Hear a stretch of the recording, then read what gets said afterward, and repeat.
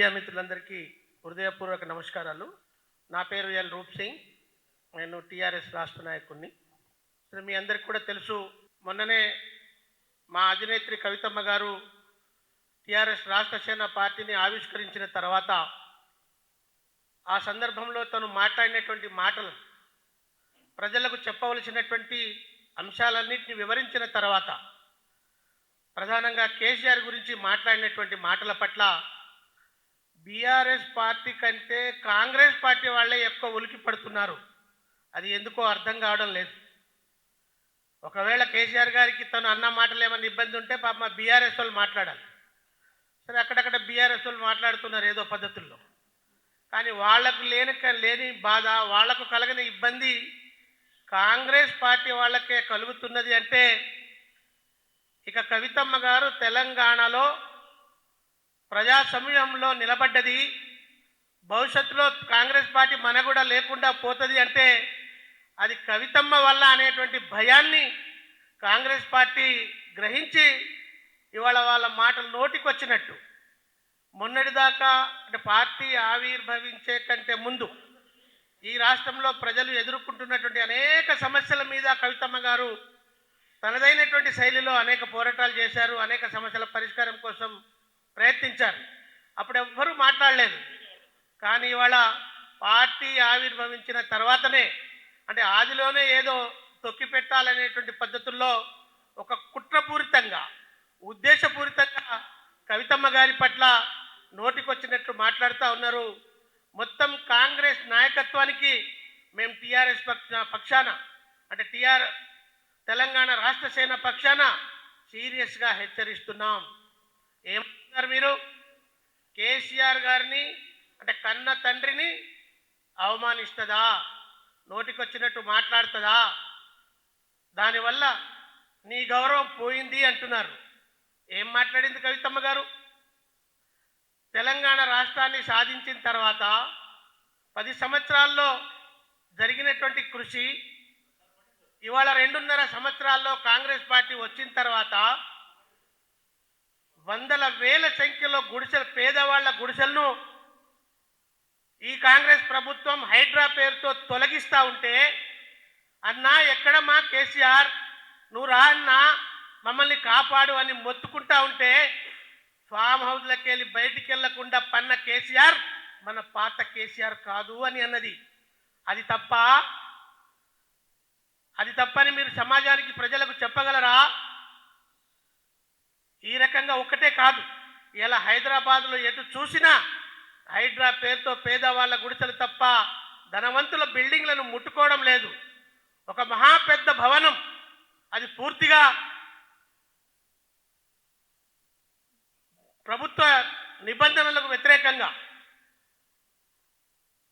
గతంలో బీఆర్ఎస్ ప్రభుత్వం ఇచ్చినటువంటి అనుమతిని రద్దు చేస్తూ తిరిగి దాన్ని వల్ల మీరు కాంగ్రెస్లో అధికారంలో వచ్చిన తర్వాత అనుమతి ఇచ్చారు కదా, ఆ భవనాన్ని ఎలా అనుమతిస్తారు, పేదవాళ్ళ గుడిసెలు ఎలా తొలగిస్తారు అని పేదవాళ్ల పక్షాన రోడ్డు మీద రోజంతా పోయి కవితమ్మ ధర్నా చేసింది కదా. అది తప్ప? అది ఆ రోజు కేసీఆర్ గారు హైదరాబాద్లో లేరా? కేటీఆర్ గారు హైదరాబాద్లో లేరా? ఎందుకు వాళ్ళు స్పందించలేదు? అది అడగడం, తెలంగాణ ప్రజల పక్షాన అడగడం తప్ప.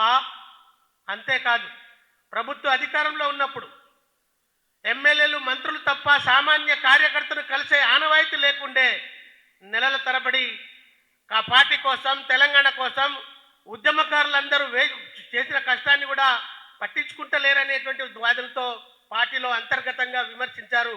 అది తప్ప? ఇది తెలంగాణ సమాజానికి కాంగ్రెస్ పార్టీ నాయకులందరూ కూడా జవాబు చెప్పాలి. ఆ జవాబు చెప్పకుండా తండ్రి అయినా కూడా చేసినటువంటి పొరపాట్లను సరిదిద్దుకోవాలి.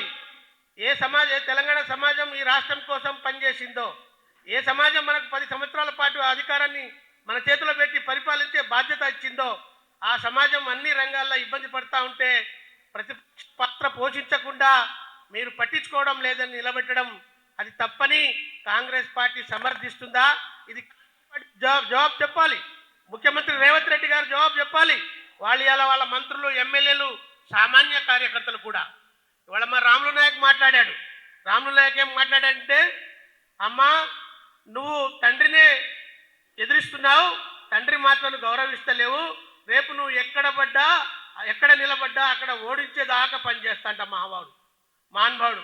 ఒక్కసారి నీ పరిస్థితి ఏందో ఒకసారి చూసుకో. కాంగ్రెస్ పార్టీలో రాములు నాయక్, నువ్వు ముఖ్యమంత్రి చుట్టూ, కాంగ్రెస్ పార్టీ నాయకుల చుట్టూ తిరిగి ఎమ్మెల్సీ కావాలని లేదా కార్పొరేషన్ చైర్ కావాలని తిరిగి అది సాధ్యపడదని ఇంట్లో పోయి కూర్చున్నావు.